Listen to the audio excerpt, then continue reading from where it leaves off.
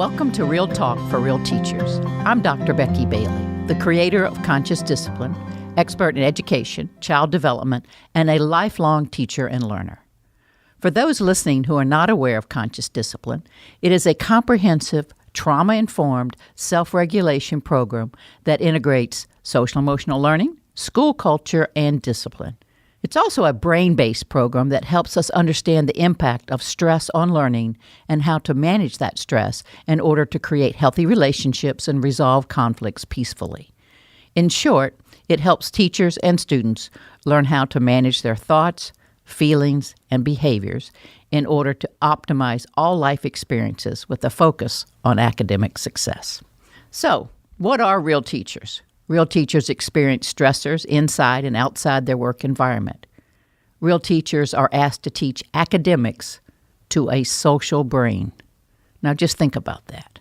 That right there just makes you want to quit. This requires creating lessons that are meaningful and interactive while meeting standards that are often meaningless and linear. Real teachers at times feel like a police, social worker, counselor, entertainer, nurse, parent, and possibly a psychiatric patient. Real Talk for Real Teachers is a growing community of loving professionals who seek to love themselves as much as they love others. Today we are continuing our discussion about a reality that's facing us all: active shooter drills, or as we know them, lockdowns in schools. The ultimate question becomes, how do we prepare teachers and children for life and death situations and for optimal learning at the same time? This podcast is one in a 4-part series we are doing on the topic of lockdowns. I think it's important that we look at it from all perspectives. Part 1 was from the perspective of a principal. Part 2 was a perspective from teachers. And now we're going to the heart of the matter. We're going to look at the perspective of students and parents. I've invited Hannah Mercer, a high school student, and her parent, Nicole Mercer, to talk to us today. So let's start with Hannah. Now, Hannah is a 16-year-old junior in high school. She has been exposed to conscious discipline from her mother, probably since she was 2 or 3 years old. She is an active member of the Thespian Group, a National Honor Society member, and works at an after-school program sharing her conscious discipline skills with children and after-school teachers. Welcome, Hannah, to Real Talk for Real Teachers. Hi, I'm excited. Well, I am too, because we get a perspective that we don't often get. So we want to talk about school lockdowns. Now, have you had lockdowns, and how many years have you been doing them? I had 2 lockdowns and a bomb threat my freshman year, and that was 2 years ago. And do you usually have drills, like active shooter drills? Do y'all have to practice these lockdowns, or you do it only when you get a threat? Well, that's the thing. We never had a drill before it happened because my first lockdown happened the second week of freshman year. So school literally just began. It was like the last week of August. And so we had no drill before that. That was a real lockdown for a real reason then. Yes, it was not a drill. Not a drill. Okay, so tell me about that. So you go into school and take us through that day. Okay, so my middle school was very tiny and very sheltered, and there was a total in the whole middle school of 88 people, and there were 23 people in my grade, and over half of them I'd known since kindergarten. So it was a very small, very intimate middle school. I'd never been exposed to any fights, any type of drugs or alcohol or anything until I got to public school and high school as in freshman year. And so that's quite a transition. Yeah, it was already very overwhelming because all of a sudden I went from having 23 people in my grade to having the biggest freshman class in 11 years, which we had about 650 people in my freshman class. It was insane. And so it was in Spanish, third period, and I'm still, first of all, not used to having a bell to change classes because at my old school we didn't have bell systems. So there's a loud beep that goes off, and it says, "Teachers, please lock your doors." And everyone else starts moving to the back corner, and the teacher goes and she locks her doors and she turns the lights off, and I'm like, what is happening? And they're like, "We're at a lockdown. You guys can't leave, and no one can come in." And we had to turn the lights off and go sit on the tile in the back corner to where if someone were in the hallway and they looked in the classroom, they wouldn't be able to see any kids. So I didn't even know what was happening. I was like, basically, what's a lockdown was my whole thing. I never even really had to think about a lockdown. So many of the other kids had come from a school where they'd had lockdowns before then. Oh, yeah. I was the rarity because I was the kid that was like never even heard of a lockdown. And so how was that experience that day? I mean, did your heart start racing? I mean, so you're sitting over there wondering what in the world. So take us through what you're saying in your head and what you're feeling in your body. Yeah, like when the intercom came on, I was just like my heart just like stopped. I was like, and I was like, my teacher was kind of like anxious. I could tell that she knew something she wasn't telling us. So it was just like the whole room kind of felt like buzzed, like everyone didn't know what to do and we were just anxious and we were all kind of like, I don't know if we were at the point of like scared yet. I know my heart was like racing with like adrenaline because I was like, I've never even had any kind of real threat. Like I didn't even know what to do. So like I just had to like kind of like follow the crowd. And so I just had to sit. And the worst part was we can't talk. So we're sitting in the dark in a corner on the tile and we can't talk to each other. That's like when I like sat down, I had to like tell myself that I needed to like calm down in order to think, because obviously if it was like a real threat situation, I can't be freaking out because then I wouldn't be able to logically move forward from that. So I sat down and I just kind of took some breaths and like calmed down and like regrouped. I mean, we weren't supposed to talk, but I leaned over to the person next to me and I was like, what is going on?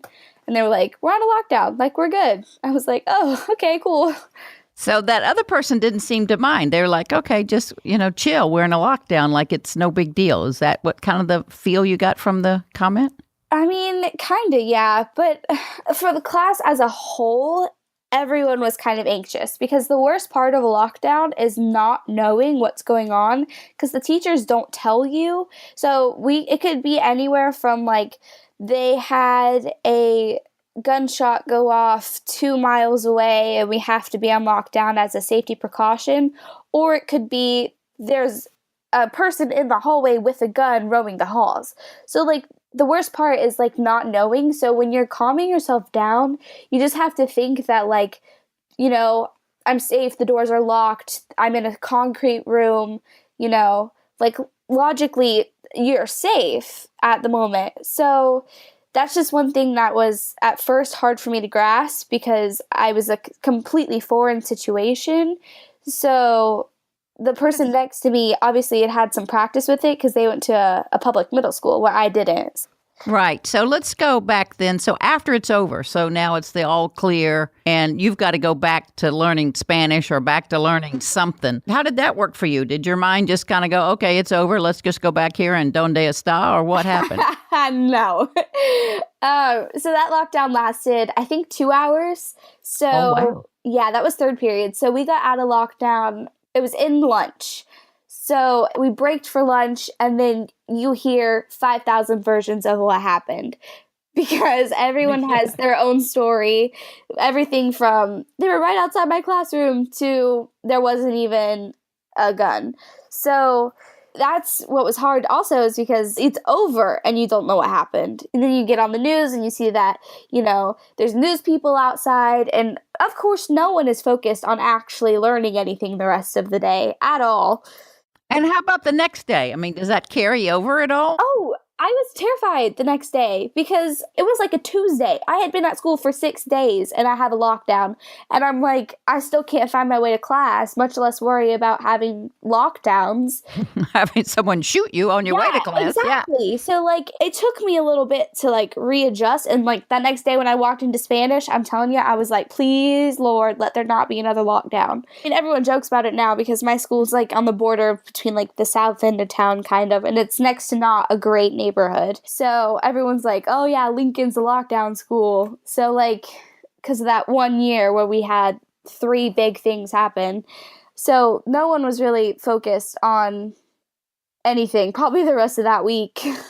Yeah. And so for you, How does that carry over to all the lockdowns you've experienced since then? I mean, it sounds bad, but like I'm kind of used to the idea of a lockdown, and now I know how to handle myself and how to calm myself down and then be able to help my friends, because the first lockdown, it wasn't bad. They heard gunshots in the neighborhood right next to my school, so they had to put us on lockdown because they were so close until they got someone over there to check it out. But the second lockdown, there was actually someone with a gun on campus, and they were in the parking lot and they had a mask. So that one was the more like a high intensity lockdown. We actually knew that what was happening because I had a teacher who actually told us what was going on. So having experienced the first lockdown and the second lockdown happened later in the year, I was able to calm myself down. I had this girl, she was kind of like freaking out, and she was like, I'm really scared. I just kind of like helped calm her down and put things in perspective. She was not quite having a panic attack, but she was kind of like on the border. And so kind of close. Yeah. So I just helped her to breathe, and, I just told her to, like, when I breathe, you breathe.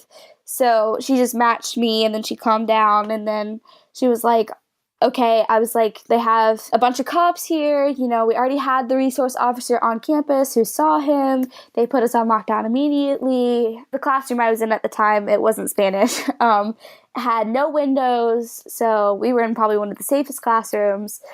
So I just kind of talked her down off the ledge there. Yeah, basically. Now, did you learn these strategies at school? I mean, do the teachers talk to you? Yeah, okay, I guess that's the answer. So there's no preparation like, okay, they're going to tell you it's a lockdown, and in that lockdown, here's how you can calm yourself down or stay calm. No, I've still never had a drill. I'm a junior and never had a drill. And you'd think that after my freshman year, having a lockdown the second week of school, at the beginning of every school year, they would have a drill, which seems logical. But it hasn't happened. So my sister, who's a freshman, if we go on lockdown, she's not going to know what to do. So y'all have no drills up there.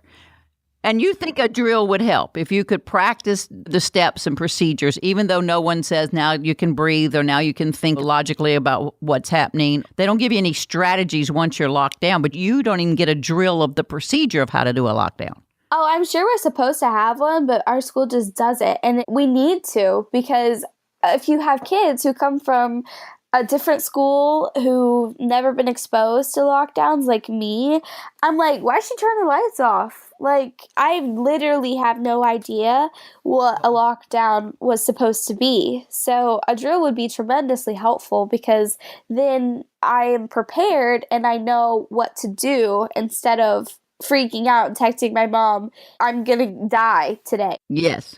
Yeah, that makes complete sense. So there's no drill, no practice for this, but also no one telling you any strategies about, let's take a couple deep breaths, let's relax here. Is the teacher coaching, or what's the teacher doing? No.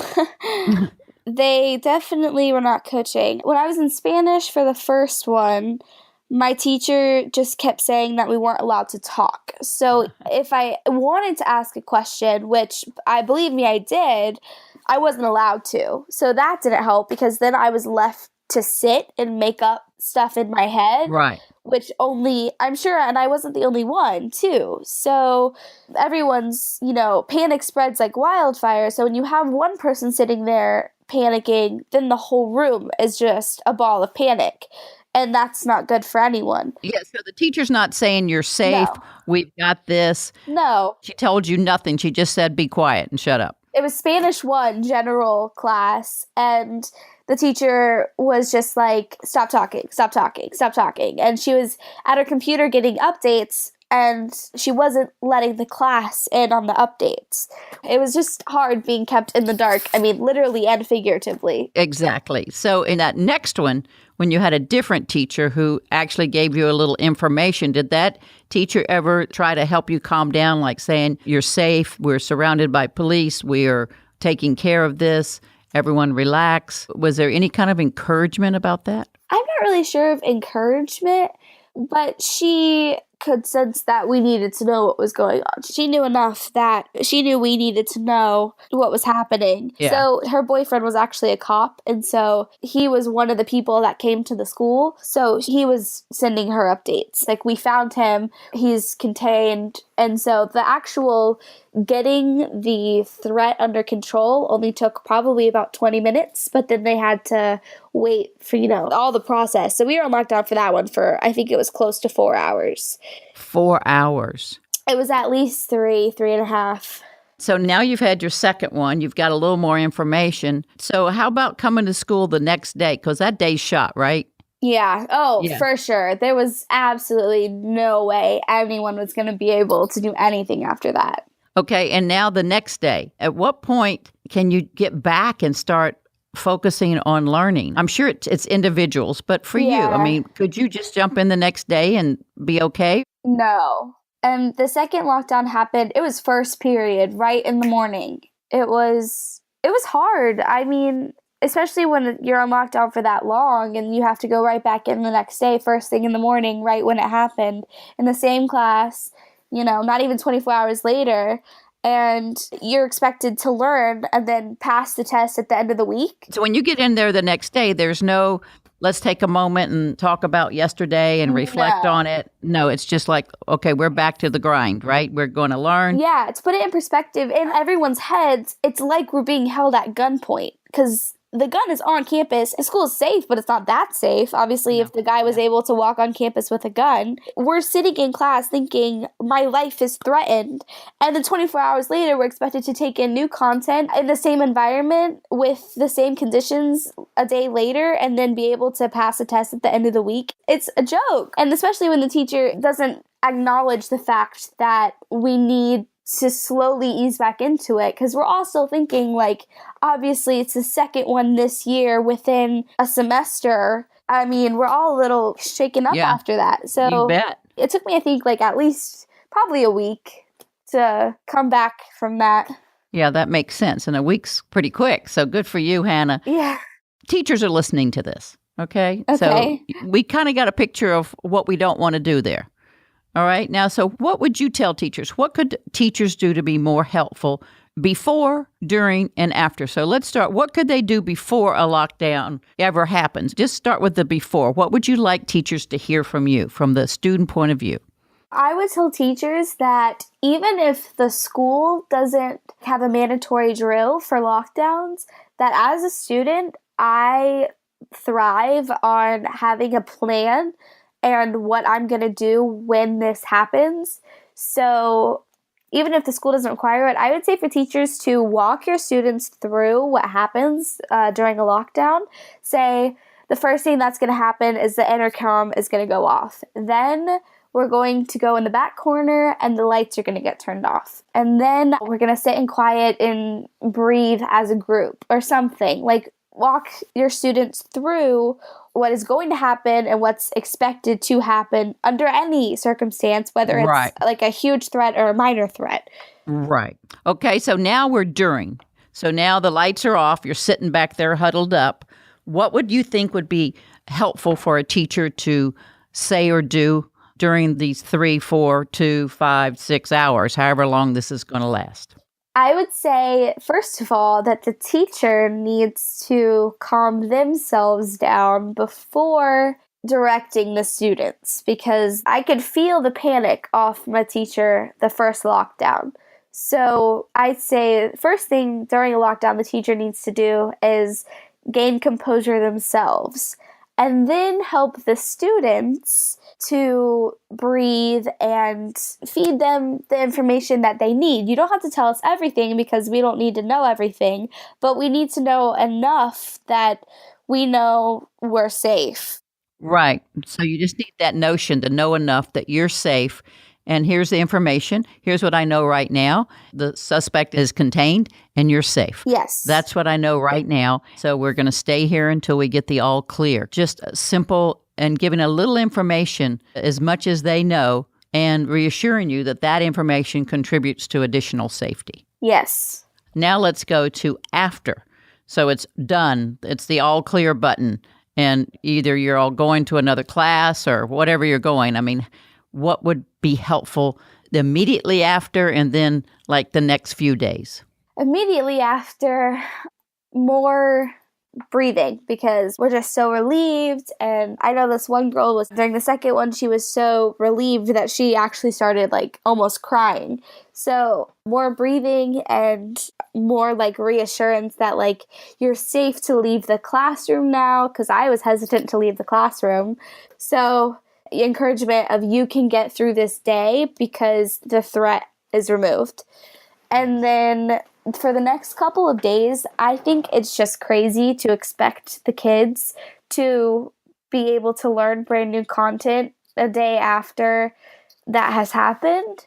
So if the teacher doesn't want to lose class time, then have them review or do something that's not brand new content, because my senses were heightened when I walked into the class the next day, even though we were on lockdown.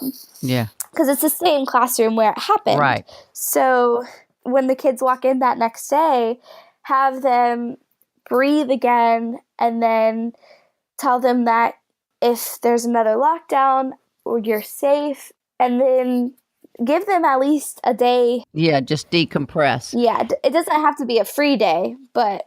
Yeah. So some ideas for teachers then is you can kind of review some content you've talked about. What do you think about just having some kind of open discussion about how that was for each one and how we can improve this and what would be helpful to each student if it happens again? You think that would help anything or would that make it worse? I think that's a fantastic idea, because a lot of kids are too scared to admit, like especially the guys, if I'm being honest, are too scared to admit that they were actually frightened during the scenario, and then hearing that their classmates were going through the same thing, it bands us together and it helps us realize that when we're all scared, we don't have to sit there in our heads and make it up and feel like we're being targeted.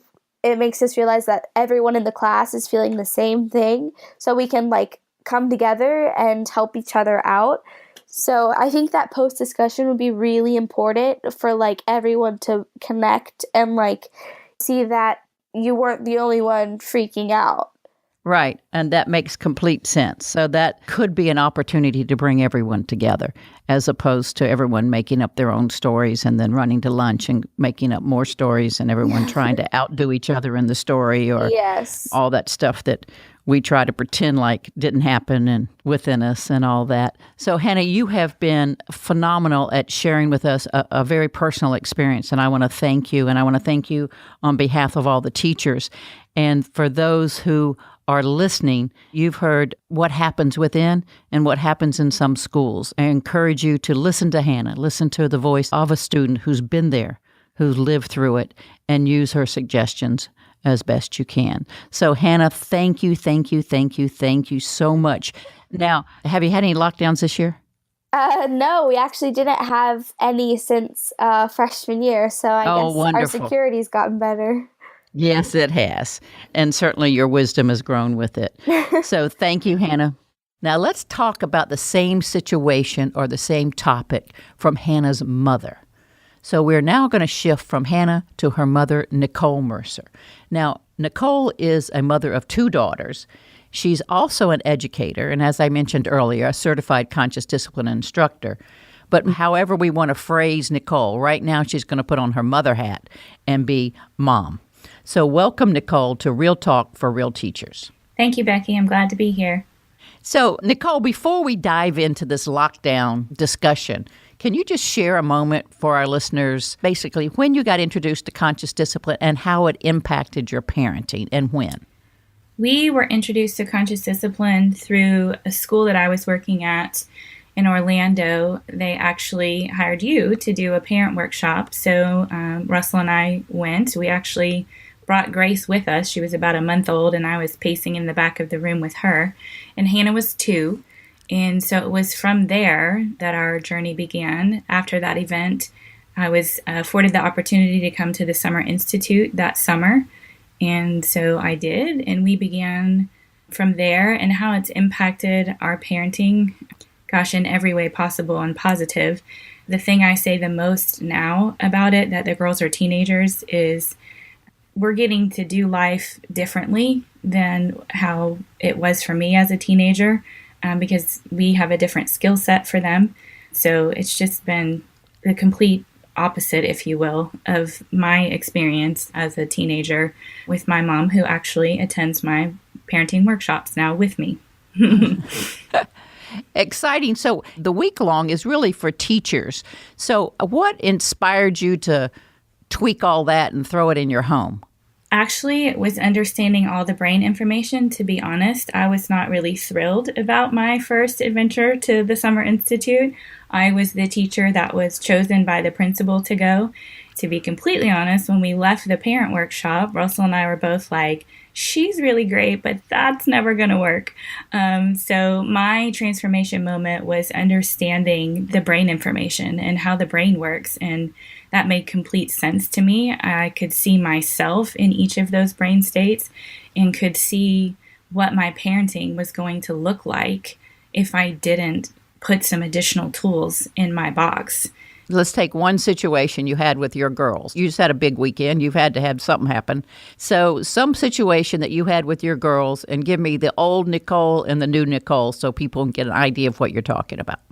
Oh, goodness. So, yes, we just did have a big weekend, and we had an incident just yesterday. Hannah called. She was driving home, and she called to say that she had had her birthday checks up above the visor in the car, and 2 of them flew out the window on the way home. And so because it was the end of a long weekend and Mom was tired and didn't have much of an executive state left, I did use old Nicole's skills in that moment and fussed at her on the phone. And, that's not a wise place to keep your money. Why didn't you turn the car around and go get them? And by the way, you're going to pay all the bank fees that it costs for those people to stop payment. And I'm not going to allow them to issue you a new check so that you can have your birthday money. So that was really great. And so then was able to compose myself and finish my grocery shopping and come home and actually just say to Hannah, so that wasn't my most helpful state. And we need to get a plan for A, how do we safely keep our money until it goes to the bank? And B, by the way, Dad and I stopped on the way home and did find your checks that were on the side of the road. And so, I wasn't willing to stop and find the checks. I just wanted to yell at her for having not kept them in a safe place in the first place when on the first phone call. But from a calm place, I'm always able to be helpful. And Grace, her last time we had an incident, and then I came back from a place of calm and I walked in her room and she was just kind of smiling at me. I said, so what's this smile about? And she goes, well, this is what you do. So they know that I have the skills to come back and be helpful now. So let me see if I understand what you're saying. So let's just go back to the Hannah situation with the checks.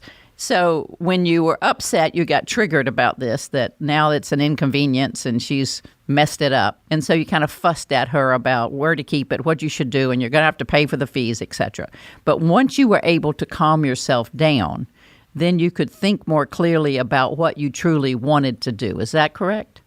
Oh, yeah. My first thought from the uncalm place was, she purposely was irresponsible. And from a calm place was, we have some teaching to do about, how to keep your stuff safe. So what happened then as you got calmer, your intention changed? Oh, absolutely. So let's do another example.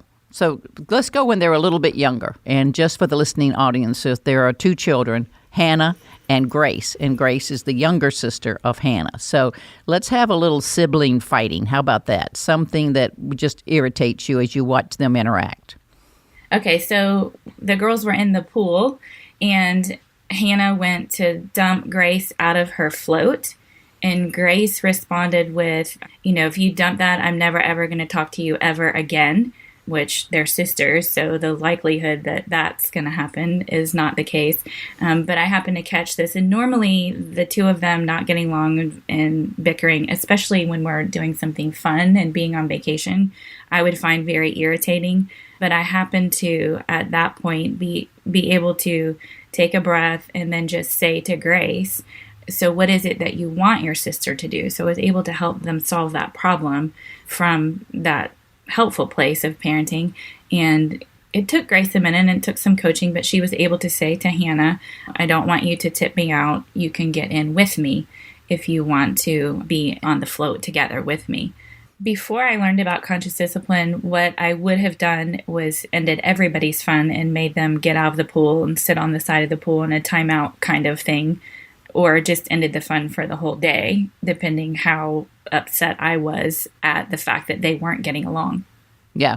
Well, that makes sense. So when you're teaching, you had to flip it for Hannah to focus on what she did want instead of what she didn't want. And it took her a while to say, well, you could get in the float with me, or I guess also she could get out of the pool or go swim at the other end.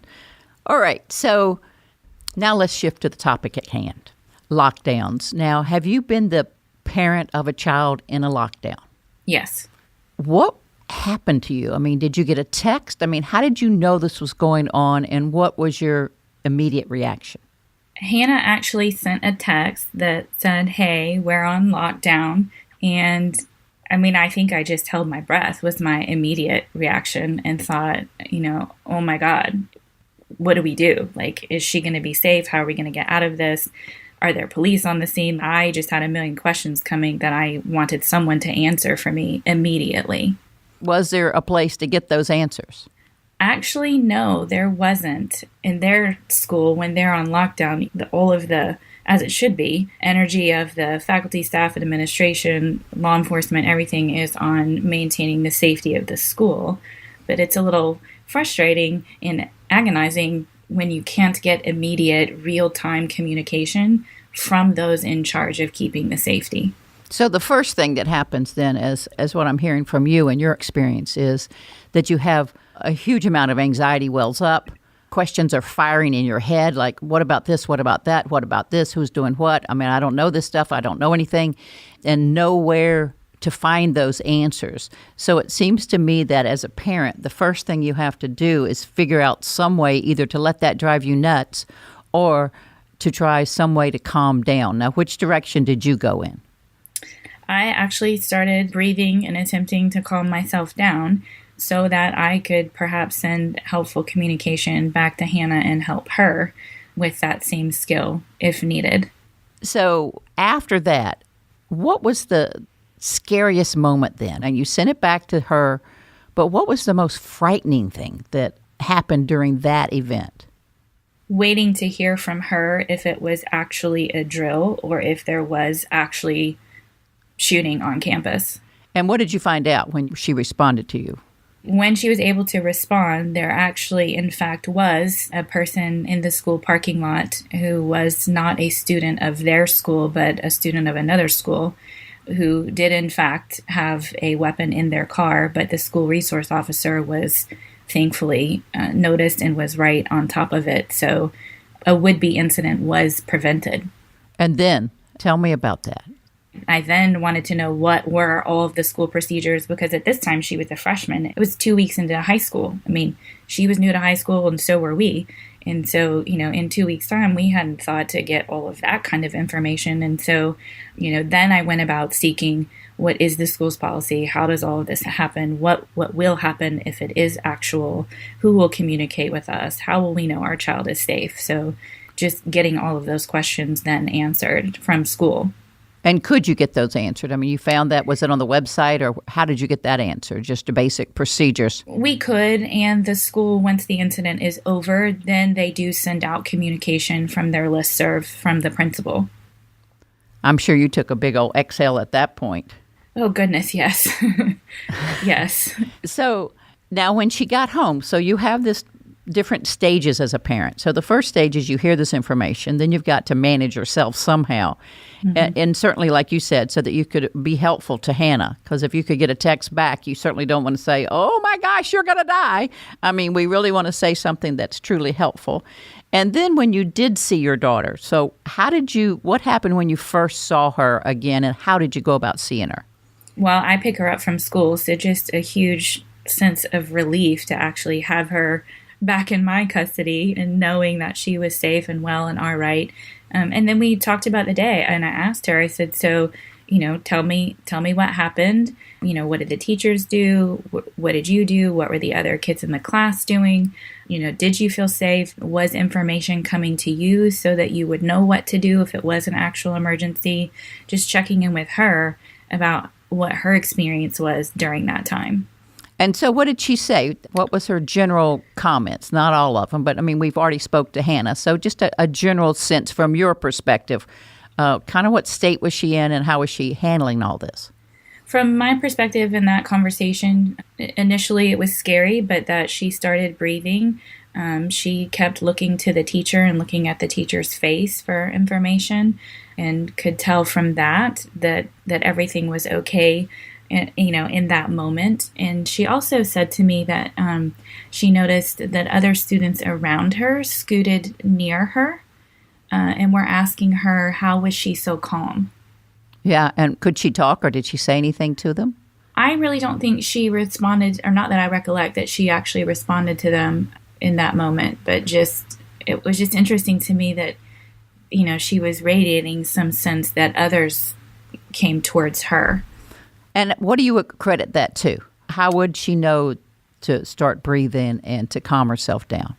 Just Hannah's ability, thankfully, to all of the conscious discipline skills and all the work that we do around feelings, and that, she's been raised when feelings come, the first thing that's helpful is to breathe, so that you can name it and get the message and then maneuver yourself as needed from there. So thankfully, that's her inner speech when feelings come up, says to her, Hannah, breathe.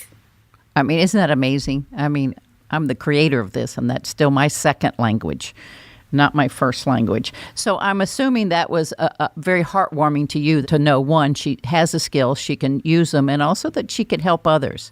How was that for you as a parent? It's just a proud moment and just an incredible gratitude for what you've given us through conscious discipline to know, like you said, she has skills that I will never have as immediate to me. And it's just extreme gratitude that's the skill set she's got at 16, now 17 years old to go out in the world and do life with. It's just amazing. So have you had any, since that second week, have you had any more lockdowns or anything like that? They have had some drills, and then they have had one instance where the school went on lockdown because there was crime in the area, but not on campus. So that one just, again, was for safety. But they have had the drills. Yeah, so they've had the drills. Now, Hannah said she really wanted those drills. She wanted to know what the procedure was. So what was the impact, do you think, overall on Hannah?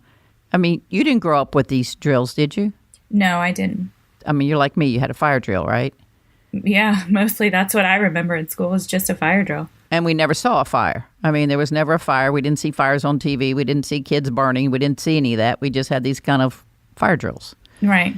So now she's seen stuff on TV. She's known about all the shootings that have happened. She's a wise young lady.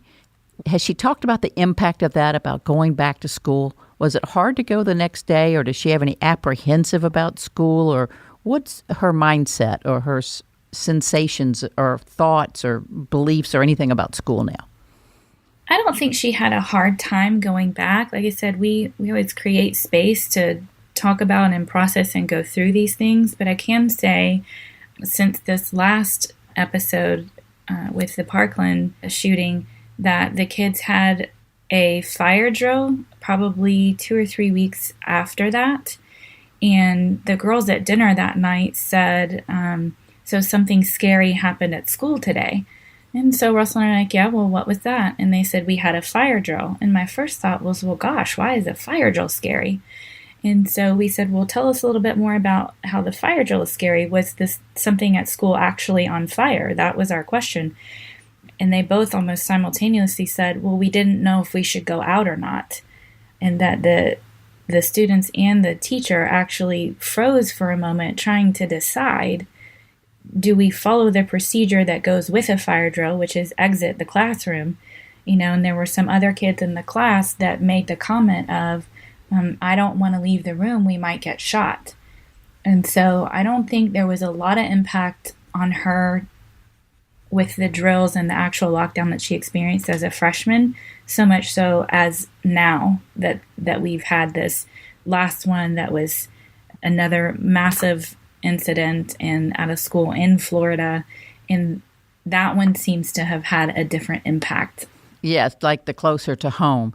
And Yes. certainly the Parkland shooter pulled the fire alarm to have the people come out, so he had a better shot Yes. at taking them down. So you can see that it has, even though she doesn't seem apprehensive to go to school, there's something going on, that each of these experiences is being embedded somewhere in that body and somewhere in that mind and somewhere in that brain. And how is that for you as a parent? I mean, did you ever think in your wildest dreams that you would, quote, worry, and do you worry about your child going to school?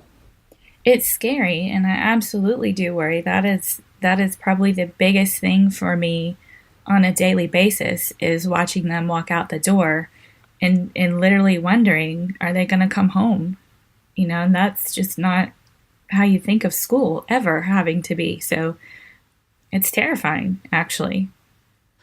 And with that, Nicole, let's bring this to a close. And if you had like 3 or 4 things that you would say to parents, and they're listening and they're feeling that same terrifying situation, like I'm putting them on a bus and I don't know if they're going to come home, or I'm taking them off, or they're driving off and I don't know if they're coming back.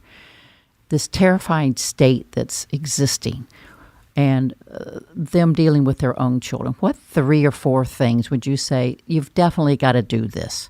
And this is just my experience, my experience with conscious discipline or without it. What are these things that these parents need to be doing? The first thing I would say is know that your children read your nonverbal communication. And so informing yourself of what the school's policies and procedures are, so that you have some sense of safety about what will happen in drills and actual active situations, so that you can talk from a place of calm and confidence with that about your child. Managing your own anxiety as much as you can before you have conversations with your kids about these things is definitely helpful. If they have a sense that you feel confident that those in charge have a plan, then they too can then rest into that plan as well. That would be the biggest thing, I think. Yeah, and you said that, and even when you're talking with Hannah looked at the teacher's face. She was constantly watching to see if you can see any distress on that face, or reading these nonverbal cues. So let me just sum that up. So that first one. So this means it wouldn't be helpful to watch TV at somewhere else, like you're in Florida and this happening in Kentucky, and going, well, I can't believe the stupid police did this, or the stupid schools did this, or they didn't think about that, or they didn't do this. So you're saying that probably doesn't build confidence in yourself that you can share with your kids. Is that what you're saying? That's what I'm saying. Yep. Yes. Yeah. Okay, and so number 2. The second thing is a little bit what I said earlier, but when there are lockdown practices at school, then typically parents are notified. So make sure that you're on whatever listserv or communication tool that the school uses to send that information out. But then to make space that afternoon, that same day, for your kids to talk with you about it and how they felt, how it went. Let them ask questions. And if you don't have the answer, let them know that you'll talk with school and get the answer for them. Just again, to reiterate that the adults that have the care of them, they do have a plan in place for when these things happen. But again, creating space for them to talk about their feelings, acknowledge the feeling. Don't try to say, oh, this is never going to happen here, but just saying, yes, that must have felt scary. So what you're saying then is it wouldn't be helpful as a parent. I pick them up in a car, I'm riding with them, and they're going, boy, that was scary. And you go, well, nothing happened today. It was just a drill. I mean, let's be grateful. Let's just be grateful that they got him in the yard. So what you're saying is don't deny or don't dismiss that feeling. Just simply acknowledge that that probably was a very scary situation. Yes, because that is a very real feeling that surfaced for them when it was happening. And a very real feeling that surfaced for you too. Yes. Yes. Yes. Okay, you've got another one, or number 3? I think those are the two really big ones that I can think of for around this topic, is making that space for the kids to share their feelings, to not negate it, and then to communicate that you trust those in charge as well. So I'm going to propose one then, and you probably did it, but you do it so naturally now, would be providing that space for them to talk. But was there also, it seemed like you said you had dinner and made sure you had dinner together that night. Was there some kind of idea in your head that I'm going to do some conscious connecting with that child also, that I'm going to reach out and I'm going to touch them and I'm going to look at them face to face? You know how teenagers just blow on by with their own life. Did you make a space also for just that connection piece as opposed to just the sharing piece too? Oh, yeah, absolutely. And I think probably reflecting back now on that particular day, we still use bedtime as a time to have some of that time with our girls. And so on just typical days, it's short and sweet. But on those days, we stay and we talk a little longer, and we have the connection time. We'll sit beside the bed, hold their hand, use that bedtime for that reconnect. Yeah, that makes complete sense. So thank you, Nicole, for joining us on Real Talk for Real Teachers. And again, thank Hannah also. Will do. Thank you, Becky. All right. And so some of you might be thinking, oh, what's Becky up to? Well, I am up to rehab and physical therapy and physical fitness right now. So some of you may know I tore my ACL on a skiing accident in Utah. And my goal is to come back from this accident stronger than when I went in. So I think I was on a little baby green run. When I come back out of this one, I'm going to be on a big girl blue run back up in those mountains. So we also getting ready for our summer institutes. We are pretty much sold out, but we do have some seats in St. Albans, Vermont, San Diego, California, and Chapel Hill, North Carolina. So that's what I'm up to. If you feel like taking a walk, just do it in my honor. Also, we have a celebration. And so my celebration this time is I want to give a shout out to the state of Alabama. Now, that's amazing. I was born in Alabama, but I only lived there 6 weeks, if you're thinking that's where my accent came from.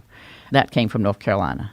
So our conscious discipline family is growing in this beautiful state, and they have received a very sizable grant to infuse conscious discipline throughout the state in their early education system. So go Bama. And we have a plan, a good plan to create sustainability in a statewide initiative. So I'm celebrating that big time. So until next time, I wish you well. For more episodes of Real Talk with Real Teachers by Dr. Becky Bailey, visit consciousdiscipline.com/podcasts. You can also subscribe to this podcast on iTunes, Stitcher, or your favorite podcast app.